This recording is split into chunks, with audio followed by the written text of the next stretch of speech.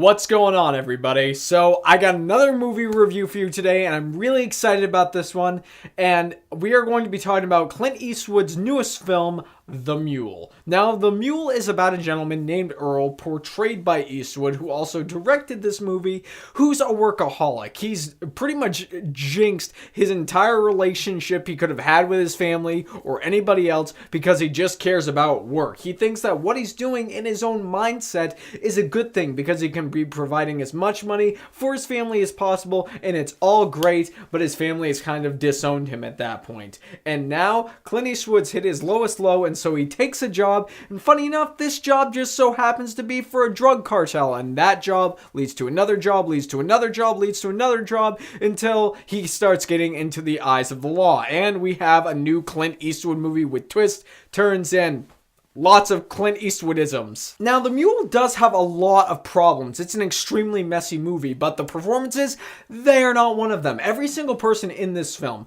Clint Eastwood shows us once again why he is so great. Is he a good director? I'm kind of 50-50 on that. I like some of the stuff that he's done, but a lot of the stuff that Clint Eastwood's done, I think is kind of boring. Not every movie is $1 Million Baby is what I'm trying to say. The Mule is an enjoyable film. It's a good movie. It's probably the best movie he's put out since American Sniper. But I will say that his performance is also the best part of this movie, or all the performances are, between him, Bradley Cooper, Michael Pena, Andy Garcia, and everyone else in this film. Everyone else does a phenomenal job with the work and the material that they're given. Also, the way that Clint Eastwood films, I'm also a really big fan of. The fact that he enjoys getting just raw footage. Sometimes it'll be in one take. That kind of style of filmmaking can be challenging, but you can see that the emotions are raw, the emotions are there, and it does come across on screen. It's really, really effective and really powerful. Also, there were a few conversations between Clint Eastwood and a lot of the other characters in this film that are really profound. Like lessons that we can take and apply in our own every single day life. It's really great. Clint Eastwood has always been good about that. And here's kind of where my negatives come in, because although there are some really good powerful moments, the screenplay, in my opinion, is a complete exposition dump. There are so many times throughout the entirety of this film where it feels like it's just telling you what's going on. We don't have any progression. It's like, this is going on, this is going on, this is going on. Oh, that happened, which is going to make this happen, which is going to make that happen. Just exposition upon exposition upon exposition dump. And at certain points, it felt like either the screenwriter or Clint Eastwood had some kind of an agenda.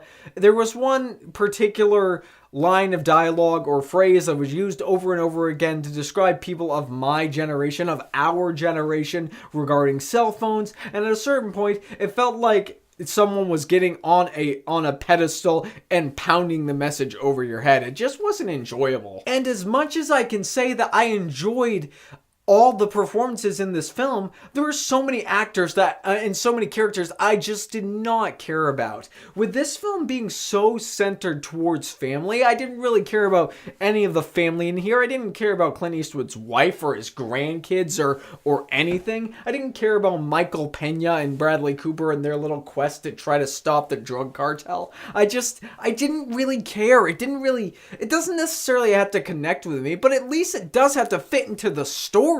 And it just didn't here. Well, it ultimately did by the end of the movie, but up until like the last 25 minutes, it was really hard for me to see why these people were here. The portion with Michael Pena, Bradley Cooper, and Martin Lawrence and those guys, it ultimately felt like an episode of Narcos or an episode of or maybe even a part of a Sicario movie. And that portion of the movie is actually where I was the most bored too. Everything with Clint Eastwood, his family, and all of the stuff going on with him in the drug cartel, I thought that was interesting. But the 30 minutes of stuff that we get with Bradley Cooper, it didn't really latch on to me. It didn't really grab my attention. And it's the scenes that I was checking my watch the most in. The movie's about 2 hours long. I feel as though a half an hour could have easily been taken out. If this film was a 90-minute drug cartel adventure with Clint Eastwood, I think it would have been perfectly fine. It probably would have been a little bit more powerful too. But guys, at the end of all of this, I do not think that The Mule is a bad movie. Not by any stretch of the imagination. It has a lot of missteps.